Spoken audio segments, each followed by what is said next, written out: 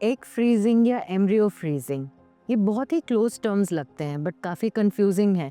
ऐसे कई सारे मेरे पास पेशेंट्स आते हैं जो पूछते हैं इन दोनों में डिफरेंस क्या है, कि मेरी शादी हो चुकी है तो मैं क्या करवाऊँ, मेरी शादी नहीं हुई है तो मैं क्या करवाऊँ, मेरे पास पार्टनर है जिनके साथ मैं बेबी नहीं चाहती। इतने सारे कंफ्यूजिंग फैक्ट्स हैं, इन सब की आज हम प्रॉब्लम ख़त्म कर देते हैं। I am doctor Bushra Khan, senior fertility consultant, and let me tell you कि ये एम्ब्रियो फ्रीजिंग और एग फ्रीजिंग में क्या डिफरेंस होता है और ये आपके एज और रिलेशनशिप स्टेटस के अनुसार कौन सी चीज़ किसके लिए बनी है। एग फ्रीजिंग, जिसका मतलब है कि आपके अनफर्टिलाइज्ड एग्स को हम विट्रीफाई कर देते हैं। विट्रिफिकेशन का मतलब कि उसको लिक्विड नाइट्रोजन में फ्रीज किया जाता है। ये किसके लिए है? ये उन महिलाओं के लिए है जिनकी शादी नहीं हुई है, या जिनकी शादी हो चुकी है बट अभी वो मदर नहीं बनना चाहती हैं, या उनका लाइफ पार्टनर अभी फिक्स नहीं है। ऐसा भी हो सकता है कि आप यंग हैं और कोई कैंसर से जूझ रही हैं, कीमोथेरेपी के पहले आप अपनी फर्टिलिटी, फ्यूचर फर्टिलिटी को फ्रीज करना चाहती हैं। ये प्रोसेस आईवीएफ से बहुत सिमिलर है, जबकि आपको करीब करीब 10 दिन के इंजेक्शंस दिए जाते हैं, एग्स को ग्रो किया जाता है सोनोग्राफी द्वारा। इन एग्स को हम विड्रॉ कर लेते हैं, जिसको ओपीयू कहते हैं, और लैब में हम लिक्विड नाइट्रोजन में इनको फ्रीज कर लेते हैं। इनको कभी भी आप निकाल के थॉ करके इनका इक्सी या आईवीएफ कर सकते हैं for future fertility. Embryo freezing क्या होता है? एम्ब्रियो फ्रीजिंग का मतलब है कि एम्ब्रियो बना लेना। एम्ब्रियो वो छोटा बच्चा है जो कि आईवीएफ या इक्सी के बाद बनाया जा सकता है। तो हम इन एग्स को कलेक्ट करते हैं और हस्बैंड के सीमेन सैंपल के साथ इनको आईवीएफ या इक्सी से हम फर्टिलाइज कर देते हैं। इन एम्ब्रियोज को हम लिक्विड नाइट्रोजन में विट्रीफाई कर देते हैं, यानी कि फ्रीज कर देते हैं, और ये फ्यूचर के लिए यूज़ किए जा सकते हैं। जबकि जब भी पेशेंट हमारे पास ट्रांसफ़र के लिए आते हैं, इन एम्ब्रियोज को केवल थॉ करना पड़ता है और हम ट्रांसफ़र करके इनको यूट्रस में छोड़ देते हैं इम्प्लांटेशन के लिए। अब ये एम्ब्रियो फ्रीजिंग किन लोगों के लिए बना हुआ है? जिनकी शादी हो चुकी है, जिनके पास एक प्लान्ड पार्टनर है, जिनको अभी एम्ब्रियोज बना लेने हैं बट अभी ट्रांसफ़र नहीं करना है, मे बी फॉर, स्पेशली हम अर्बन सिटीज़ में देखते हैं, फॉर देयर करियर प्लानिंग। तो ये एम्ब्रियो फ्रीजिंग उनके लिए फ्यूचर फर्टिलिटी सेव करने का बहुत अच्छा तरीका है। Let's now understand what is the difference between egg freezing and embryo freezing.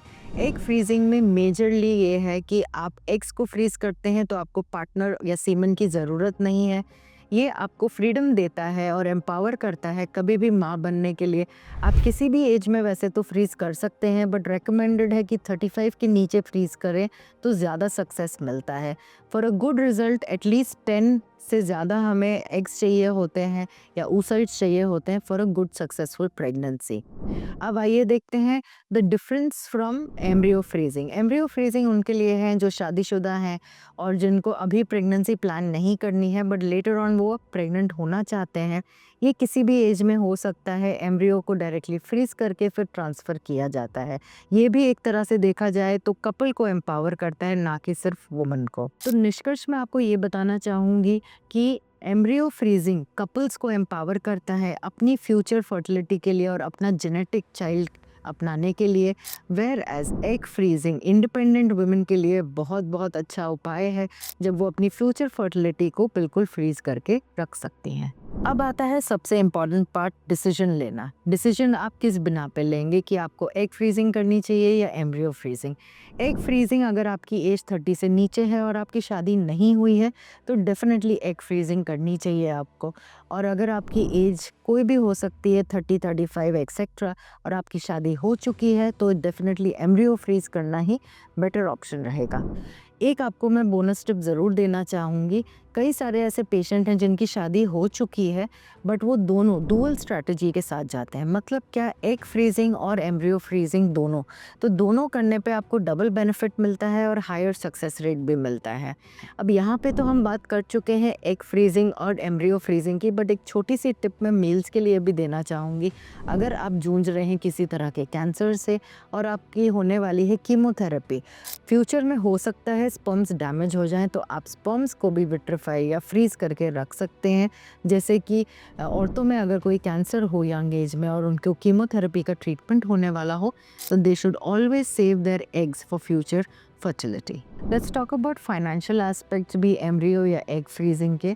Depending upon आप कौन से शहर में रहते हैं और वहाँ का वेदर कंडीशंस कैसे हैं, आपके लैब कंडीशंस कैसे हैं, आपका फाइनेंशियल या कॉस्ट पर साइकिल डिपेंड हो सकता है, बट ऑन एन एवरेज मैं बोल सकती हूँ 1 to 5 lakhs के बीच में आपके कॉस्टिंग हो सकती है फॉर एग फ्रीजिंग या एम्ब्रियो फ्रीजिंग, स्पेशली अगर आप एग फ्रीजिंग कर रहे हैं और मल्टीपल साइकिल्स कर रहे हैं to reach a higher number, that can cost a little bit more than embryo freezing. Eggs या एम्ब्रियोज दोनों ही आपको एम्पावर करेंगे और विमेन को और कपल को मदरहुड और पेरेंटहुड के टूवर्ड्स जाने में काफ़ी हेल्प करेंगे। तो डेफिनेटली ये ऑप्शन और ये एडवांसमेंट बहुत अच्छा है और ऐसा नहीं है कि ये आज के ज़माने की हुई चीज़ है, हम ये काफ़ी सालों से किए जा रहे हैं, स्पेशली फॉर कैंसर पेशेंट्स।